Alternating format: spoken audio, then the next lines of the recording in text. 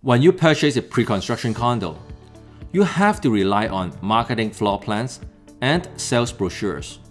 On the marketing floor plan, it says that the unit is 500 square feet and it specifies the dimensions of each area.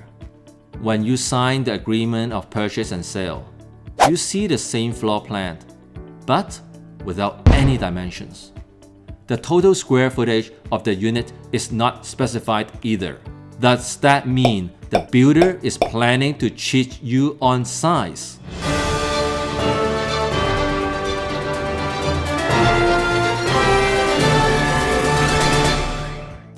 In Ontario, new homes are governed by New Home Warranties Plan Act and regulations. The Ontario government has empowered Tarion to administer and enforce the act. Every builder in Toronto must be registered with Tarion and enroll every new home to the Tarion New Home Warranty Program prior to the start of construction. Question number 1. Are builders required to indicate square footage in their materials? The answer is no. They are not required to indicate the square footage. If they do so voluntarily.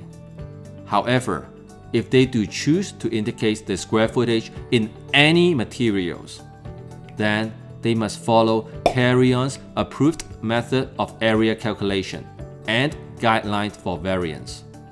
It doesn't matter that the dimensions and square footage are on marketing floor plan but not on the actual purchase agreement. The marketing floor plan is a builder material and must therefore obey the Tarion guidelines. Question number 2. What is the approved method of area calculation? When calculating area that meets an exterior wall, the measurement starts from the exterior wall. For walls that separate one unit from another, measures from the halfway point between the walls. The area that you get is the total area of your unit. The balcony size is not included in the total area calculation. Question number 3. What is the tolerance on the size difference? Tarion says that tolerance of 2% is considered acceptable. If a 500 square feet unit turns out to be smaller than 490 square feet, that is not acceptable. You can go after the builder if this guideline is violated. It is nice to know that the regulations are there to protect us, but we all know that it can be very frustrating to find a resolution when rules are violated. Instead of getting the problem fixed, why not avoid the problem in the first place?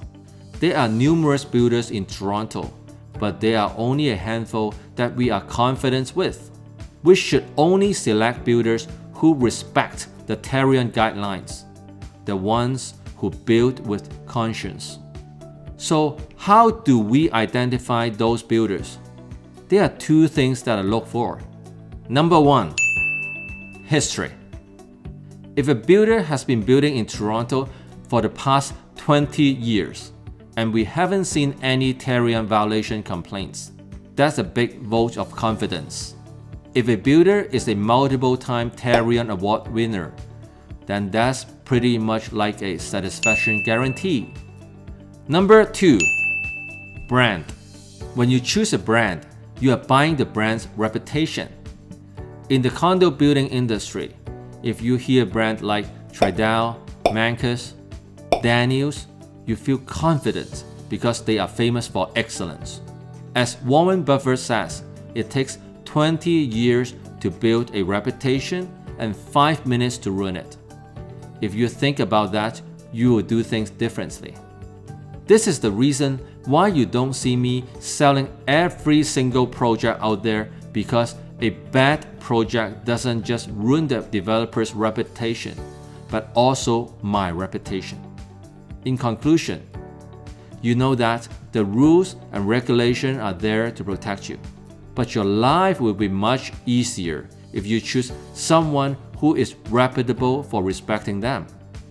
If you find this content valuable and if you want to keep adding to your knowledge bank, click my subscribe logo below and hit the bell now.